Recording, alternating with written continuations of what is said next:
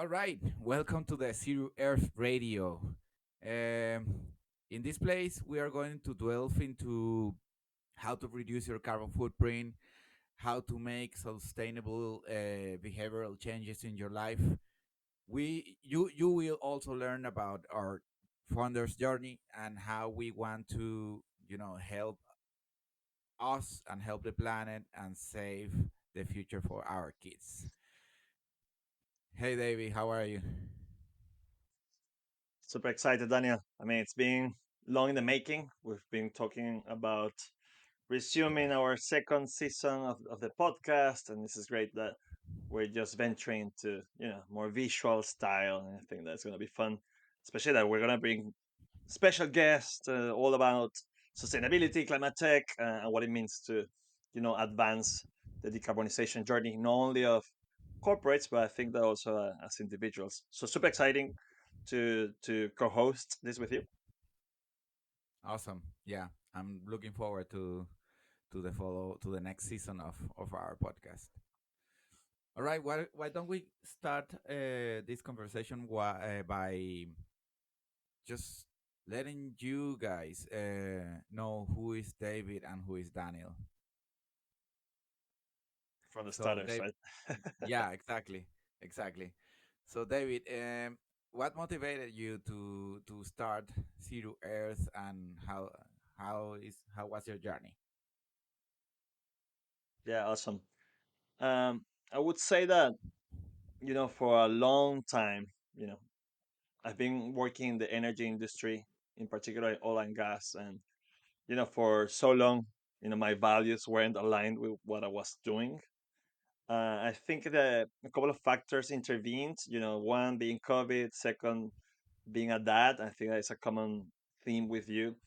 It just Mm. kind of switched a light and say, hey, there's something I need to do in terms of the climate emergency, and really put, you know, the most important resource, which is our time and our effort, into something that is aligned with my principles, which is, a sustainable, healthy, greener Earth, right? And Zero Earth just came out of, a lot of exploration, especially first in the refi space, and we will talk about what refi is in a moment.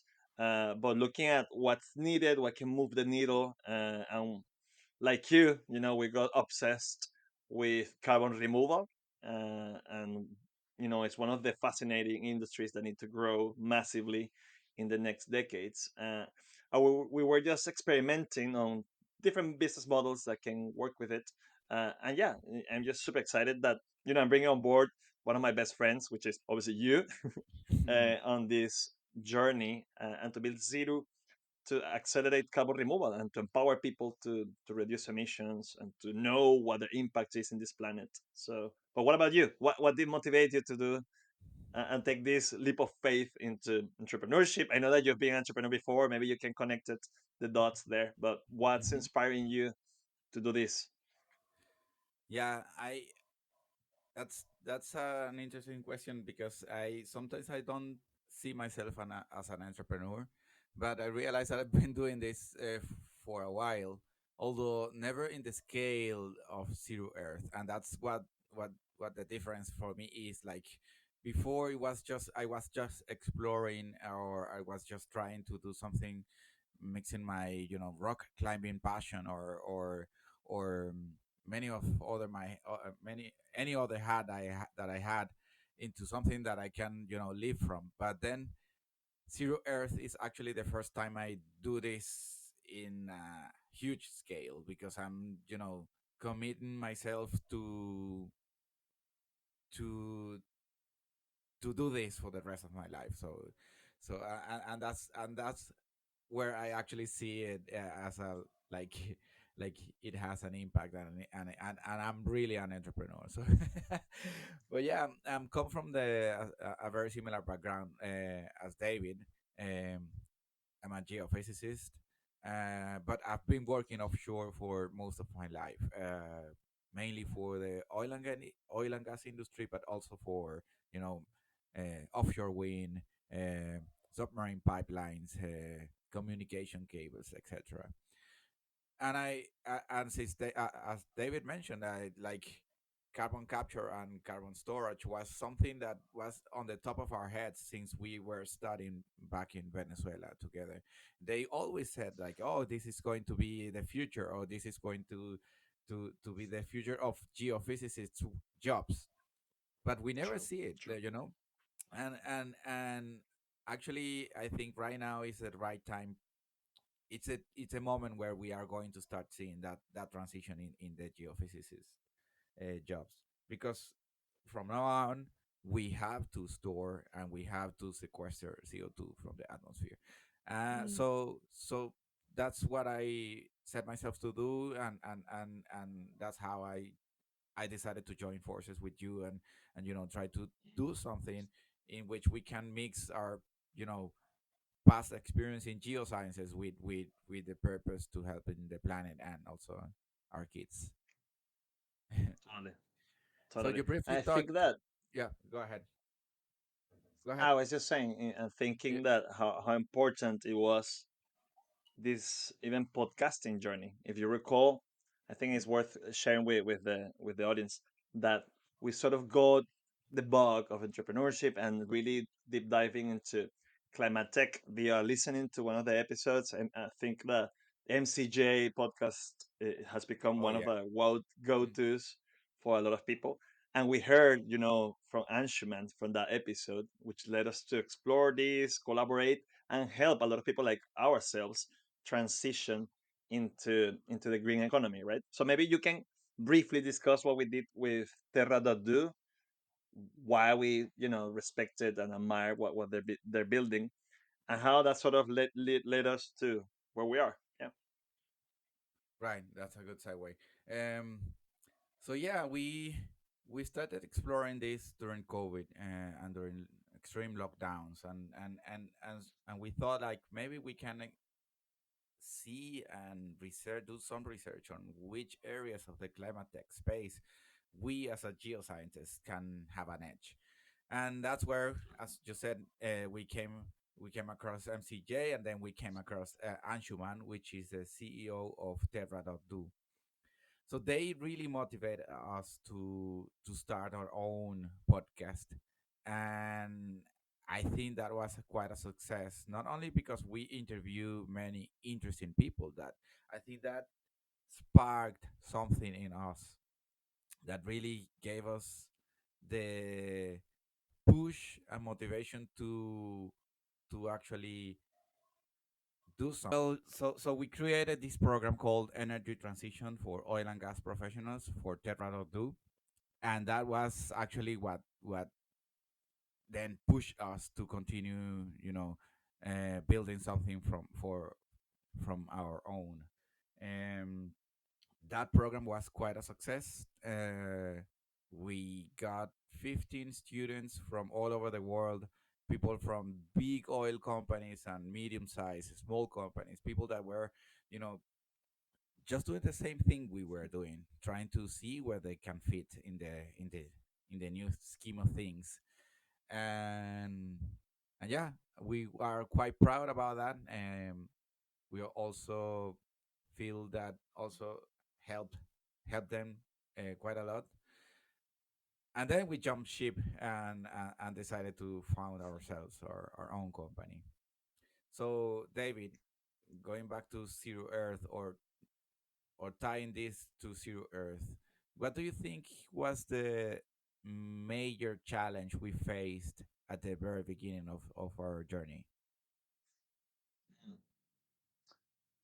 Yeah, that's an excellent question. I think that it's manifold. There are several reasons, several factors. Obviously, we are hyper focused on scaling, and that's what we went exploring, right? But scaling or helping scale carbon removal, and we were thinking about different ways of doing it. As you recall, we explored becoming a registry in the blockchain. We explore tokenizing carbon or building on top of others that have tokenized carbon. Obviously, really good players in the space. But it was such a it's still a very early time for carbon removal in both sides of the equation. Mm. And for everyone to that is hearing this is, it's very early for the supply. The supply needs to grow massively, a million times from now to 2050. At the same time, it's also early for the demand side, where corporates, especially, um, don't know how to navigate the whole process. What's quality? What it means to remove carbon? Is it the same ton that is removed for X amount of years, for decades, for millennia? Should be the same price. That's another factor. It's pricey, it's expensive. Um, so we sort of play around with, maybe we can become a marketplace for a while, and that's how we started, right? We had another name. We were carbon captors before, and quickly I think that we realized that we could go beyond um carbon, and that's sort of also what we want to explore later. Uh, but it was that. I think that is just coming down with the proper business model that we obviously will need to prove with the market. Uh, but maybe I pass the ball to you. Like, with that idea, marketplace, we got into this accelerator, which is called Outlier Ventures. Why don't you share with the rest what we get, how did we get involved with Outlier, what did we get from the program, the challenges, and how that led us to the last few months of iteration. Yeah.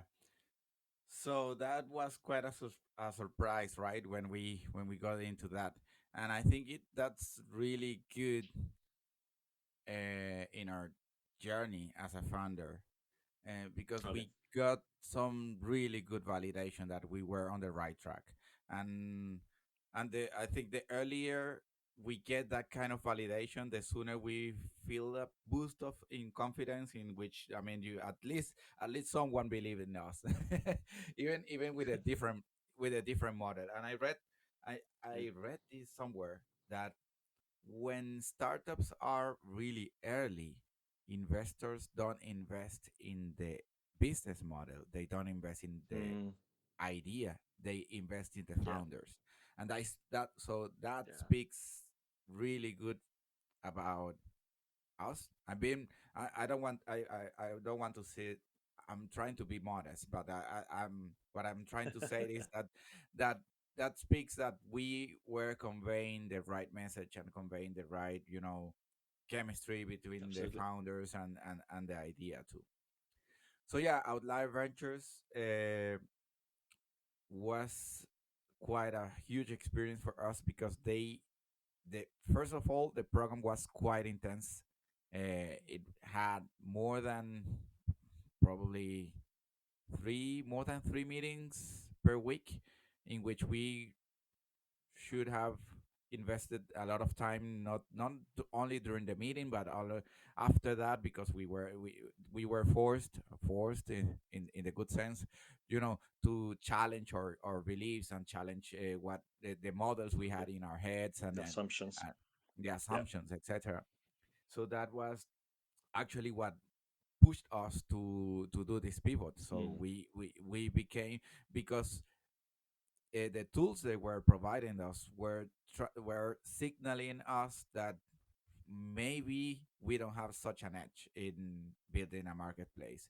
There were already mm, big brands and big other good competitors in the space, well funded, and probably we had a better chance to succeed if we move to B2C.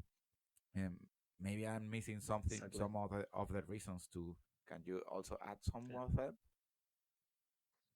Yeah, I would like to add that Outlier, it's for those that haven't heard of them, they're kind of one of the OGs of Web3, even before the Web3 term existed. So they saw in us an opportunity to bring that layer of Mm, uh, the best of the that's right. mantra of Web3, which is transparency, is community building, it's how you can actually, even one of the main cases, which is bring efficiency to processes that are very inefficient, which obviously the carbon markets in general fall into that category, the voluntary carbon markets. Um, Yeah. and I think that Web3 exploration, um, obviously, what we're building cannot be separated to what's going on across the market as a whole. Obviously, the whole implosion of crypto last year obviously affected investor sentiment, etc. And it's interesting because we also have adapted to it, right? So we know that even our own communication has a bit shifted. Like terms like NFTs are not in vogue anymore. Even the Web3 word, it's not as Hmm. in vogue. And a lot of even the investors are moving away from, oh yeah, this is not hot anymore. Let's all move to generative AI, for example, right, which is a new hot thing. Uh, Hmm. but just touching on your idea, which was, yeah, maybe the B2B is kind of getting very, busy, very aggregated with big players, and also with faster players at the beginning, and you have the guys like Token, like Senken, and others are building on the traditional carbon market, which was building on top of the Verra registry. And we can Hmm. talk a bit about it, why we didn't want to do that. Uh, but we decided to always focus on the quality, which I think I would love for you to maybe explain why the quality is such an important issue for us, and why then we see white space, like a big opportunity in the B2C. And it's going to require different strategies. The go to market is going to be different, of course, and it's more of a volume game. But we'd like you to share with the rest why the quality issue, why not getting into the Vera, game and tokenizing those credits, for example. Okay. So I think this is a perfect moment to actually explain where we are at, Got it. and then explain to you why we are putting ourselves a lot of effort into quality. So what is Zero Earth now? We are developing a platform, a climate action platform in which users like you and me, individuals, people, ordinary people, can um, take climate action by putting some money into carbon dioxide removal, right? Um, Carbon dioxide And removal would they then do is, that? yeah, I mean, yeah, they you would do that because you are interested in doing something else or something for the greater good of the planet, rather than you already rather than recycling or you're commuting to work by bike or something. I mean, those all those things are excellent, and we actually need to do more of them. But science already proved that we need, as a humanity, needs to invest and accelerate drastically the CDR space, and that's carbon dioxide removal. That means taking or sucking up CO2 from the atmosphere. And of course, trees can do that, but trees do it in a very slow way. And the amount of CO2 we put already in the atmosphere required us to do it way faster than trees can do it. On the other hand, trees can be burned. Right now, I'm in Chile, by the way, Mm. and almost central to almost the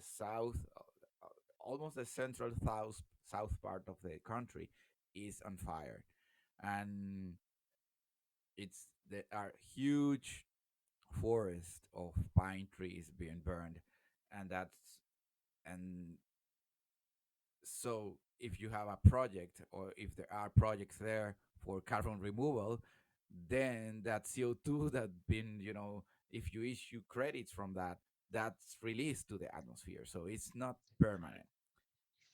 Yeah. Again, what we want to do is focus on quality. We want to put that money and to create that CO2 removal from high technological methods like biochar, enhanced rock weathering, and many other methods that we can delve into later, maybe in another episode. But the point is that we want to put that impact. We want to help you as an individual to put more impact into CDR, so we can at least have an edge as a community or humanity. Totally. Absolutely. I mean, obviously, we're aligned on this vision. Hmm. With a hotter and hotter world, not only the fires, which is obviously a big issue. I saw the other day that fires across the globe now account for even 10% of the emissions that get, you know, spot Wow. out into the atmosphere. In Hmm. California to, even Europe now also is going to have cyclical fire seasons now, which is obviously a tragedy. But also with a hotter climate, you're going to have water stress, you're going to have more pests. So we're not saying that trees shouldn't be planted. We all Yeah, love trees, exactly. and definitely they're needed, and definitely we need to protect those old forests that have, you know, gathered CO2 from the last decades and even centuries. Uh, but what we're arguing is that, as you mentioned, is we need more permanent solutions that sequester carbon for Exactly. hundreds, if not thousands of years, right? Um, and that's what we started to explore. I just wanted to mention on the kind of the why, right? So we have our Mhm. internal whys, but also the problems that we're trying to solve, right? Which is, for that community of the young generation, especially, that are bombarded by bad news in terms of climate and what's going on, and they all see all these floods and fires, obviously, and that's happening, Mhm. and how we can inspire that new generation to say, hey, you can go a step beyond. You can be empowered with your carbon footprint, not only of their lifestyles, of how they eat and how much they travel. There are many carbon footprints calculators like that, but Mhm. go and even integrate and give it a bit more granularity in terms of how the money that they spend plus the lifestyle actually contribute, what the impact of that actions are on the planet, right? And we believe, and you can touch on this one as well, right, that providing them the data and nudging them towards carbon reduction, which obviously is first and key for solving, and get to net zero, but Mhm. then trying to convert them, hey, just a little residual of your carbon footprint, you can remove them, right? So that's what we want to do. uh, which, where I think that just after the Outliers Ventures, we're in an exciting phase. It's early February now, and we just kicked off our MVP finally. So it's sort of like a very important moment for us as a company, because now we can very soon get and show not only investors is sort of, yeah, next to this, but to the early adopters, right? That, hey, this is what we want to show you. This It's is the how you're going to product. be empowered with your data. You can Mhm. connect your credit and your debit cards, and seeing that nitty gritty of how you're living your life and how that has an impact, right? And then inspire. I don't know if you want to mention on our business model there how important it is for us, the reward system, and how we're actually connecting this all kind of comes full circle to how we were Mhm. exploring the Web3 area, right? So Yeah. can you explain how we're going to connect the rewards and what they do, etc.? Yeah. Sure thing. So what we what we realized in early conversations with potential customers and clients is that many of them feel that they need some kind of encouragement to stay in a platform like that, and that's really sad to me because climate change is the biggest issue in of our times and the future and our future. So we should be already motivated to do something. But anyways, people, we are humans, and people are need incentives, and that's why we dive into Web3, and that's why we want to also leverage and help you if you subscribe to our plans, or if you sign up with us, then you will get access to digital collectibles that you can hold for yourselves and collect them, or you can maybe trade them or sell them, or also we will add to that discounts with aligned brands, like I don't want to name brands, but like let's say sustainable aligned brands with our idea and goals. So we are already in conversations with many of them, and we are trying to onboard them and to convince them Yeah. that, like, if we play this card together, then we have an edge, because we will be able to onboard more people like you and me, and then they will have an impact, or a real impact, what I like to call a real impact. So that's briefly what we want to do with the Web3 element and digital collectibles. We want to offer that to people so they can, feel, and so you can feel that you have something else rather than just your climate and tangible footprint removal, right? And Absolutely. And yeah, go yeah, ahead. go ahead. Yeah, I just wanted to Yeah, ask just you, how is the future, the near future of Zero Earth? Can you explain to our listeners where when can they expect something else from us? Where they are going to see something they can, touch and play with, and etc. mm, totally. I think that there are two or maybe three things. So obviously we're building the MVP. Actually, Hmm. we just engaged an incredible team that have built fintech products for unicorns. In the case of Silch, for example. So we're super excited. We have a Hmm. plus team building our Yeah. MVP. So uh, really keen on getting and touching and start using it. So one of the first things in a couple of, I would say, 3 months or so, the first beta users are going to be able to give us some feedback of the features, etc. But full launch would be in 5 6 months. Uh, but in parallel, obviously, what we want is people to hear, get familiar with our brand, our values, how we're all about sustainability, how they can reduce.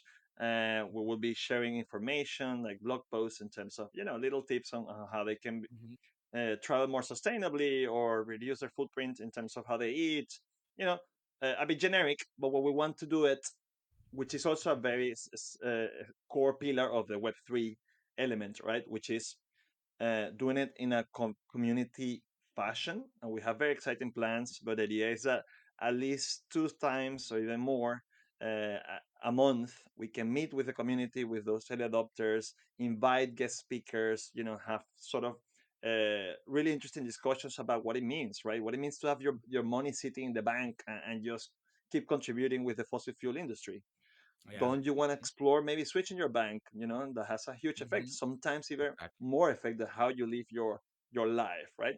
So we want to Exactly. partner even with those green neobanks, and facilitate different kind of perks, as you mentioned, right? So we want to Mhm. uh, at the same time we're going to be building the community, but as you said, people that are into the circular economy, because at the end of the day what we want is more sustainable lifestyles. Yes, we're not gonna stop consuming products, or people are not gonna stop traveling. Uh, but if they're gonna do so, that it's a bit more conscious about what that means, right? So they can Mhm. maybe go into sustainable e-shops or pre-loved items that they don't have to buy new, right? So it's sort of Mhm. going against the business model of Amazon, for example, and how we can partner with those people that are bringing circular economy to the forefront, right?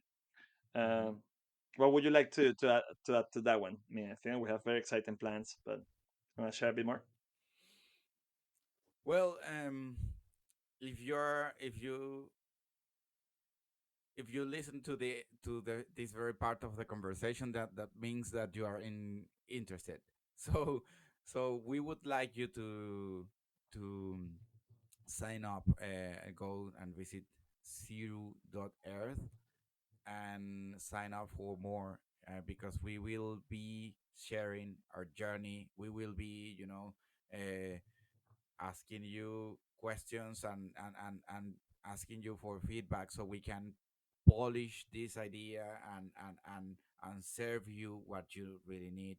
And we want to become not only providers, but we want to become friends, in the way that we can build this together, and actually uh, feel good and do good. for the planet. So please go visit us.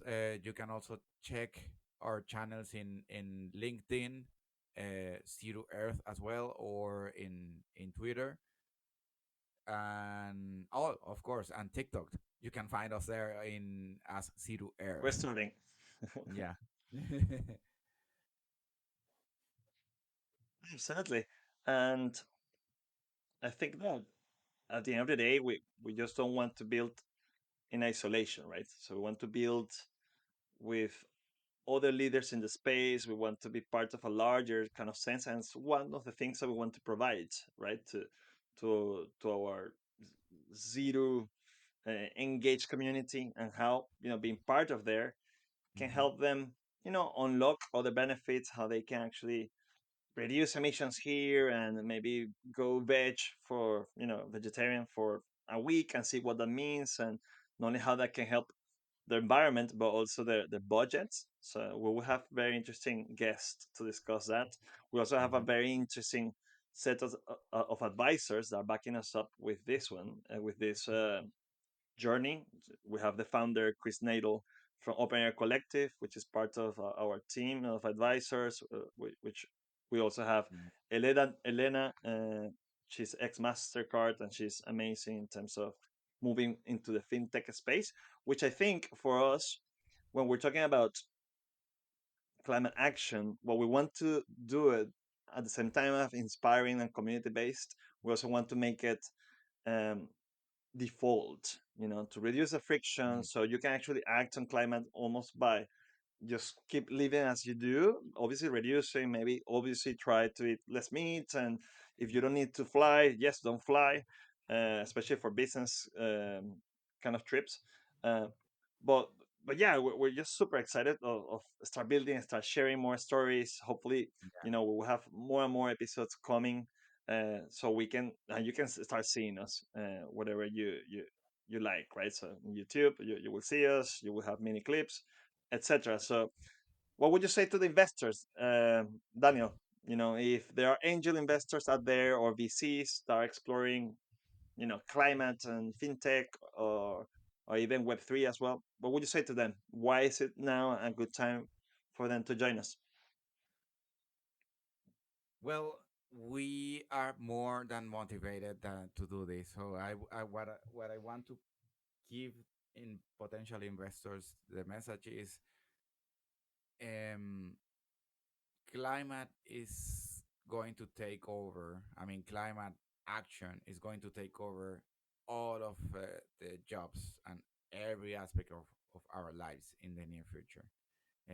We have very ambitious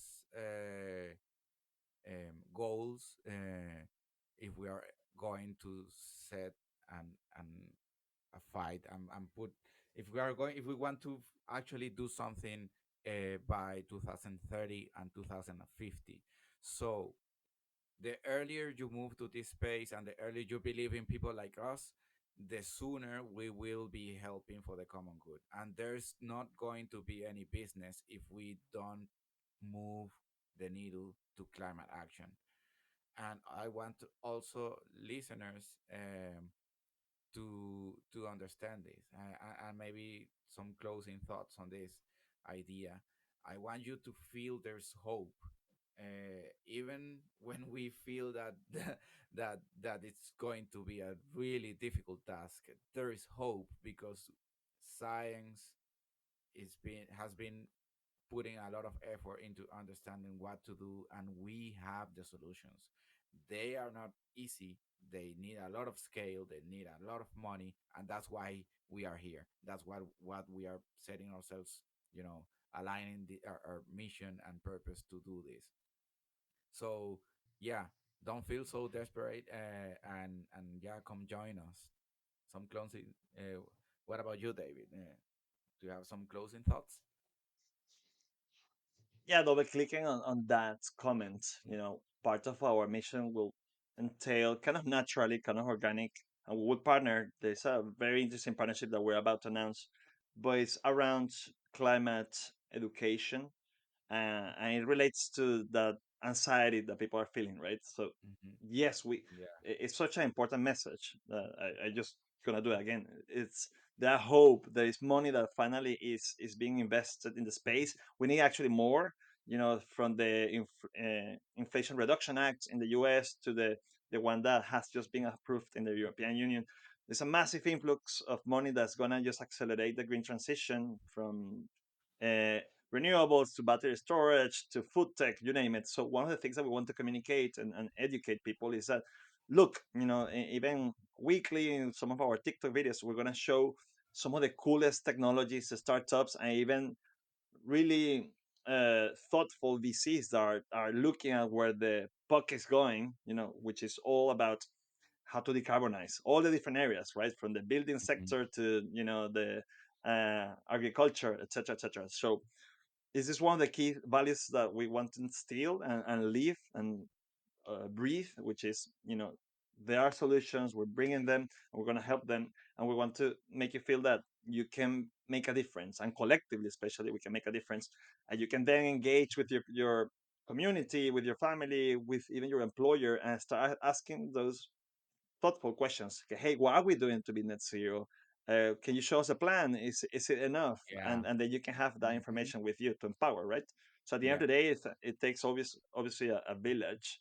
And yeah, welcome to our village. Zeru Earth is going to be big, especially it's going to be empowering to people. So come and join us. Great. Thank you for listening. Thank you, David. Thank you, guys. See you Cheers. next. Take Thank you, care. Daniel. See you next one. Always a pleasure. See you. Yeah.